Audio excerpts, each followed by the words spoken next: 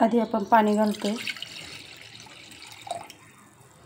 मग हे soya chunks घालतोय आणि 5-10 मिनटं आपण भिजू देणार आहोत.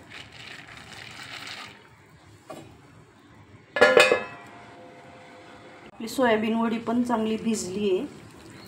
10-15 मिनटं आपण हे आता मिक्सरमधून काढून घेऊया.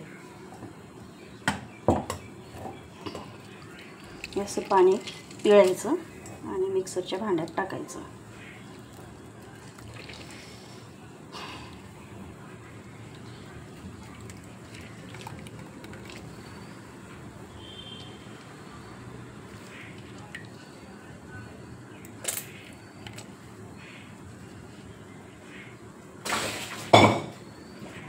मिक्सरमधून काढून घेऊया आपण.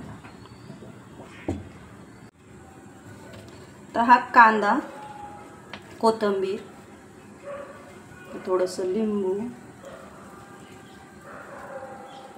मीठ, आलं, लसूण आणि हिरवी मिरची कुटलेली आपण मिक्सरमधून काढलेले सोया वडी बारीक केलेली,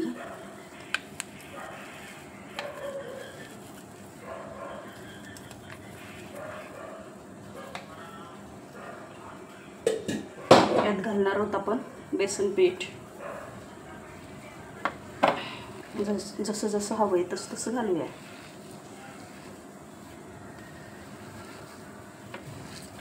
लागेल तसं घालायचं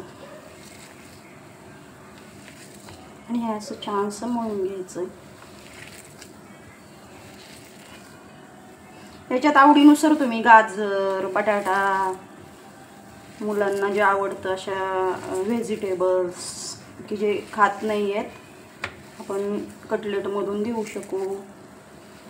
आता माझ्या मुलाला फक्त सोयाबीनचीच कटलेट आवडतात म्हणून ओनली फॉर सोयाबीन.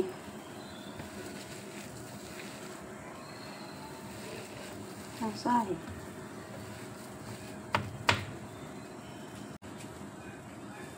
असे कटलेट तयार करायचे. झाले.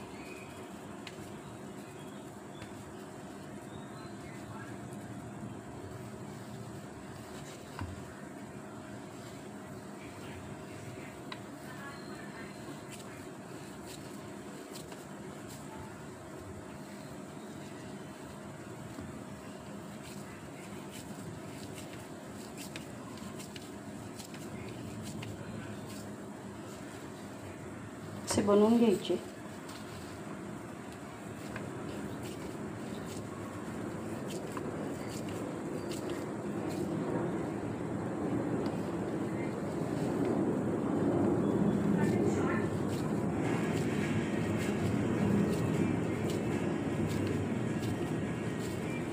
आणि हे हवे तसे डीप फ्राय म्हटलं तर डीप फ्राय करायचे किंवा शालो. चला आता आपलं पॅन गरम झालेला आहे. आपण हे कटलेट शालो फ्राय करून घेणार आहोत. याच्यामध्ये मी थोडंसं तेल टाकते.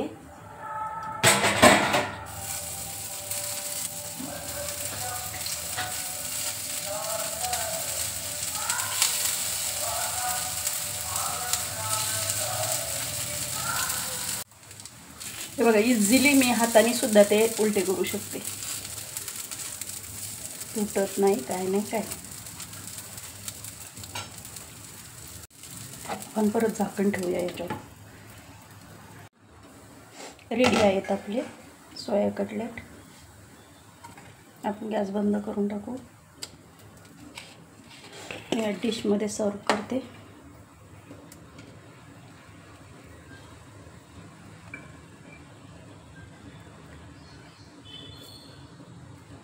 रेडी आहेत आपले सोया कटलेट. हेल्दी असे सोया कटलेट. तुम्ही ते सॉस बरोबर खाऊ शकता किंवा मेयोनीज सोबत पण खाऊ शकता.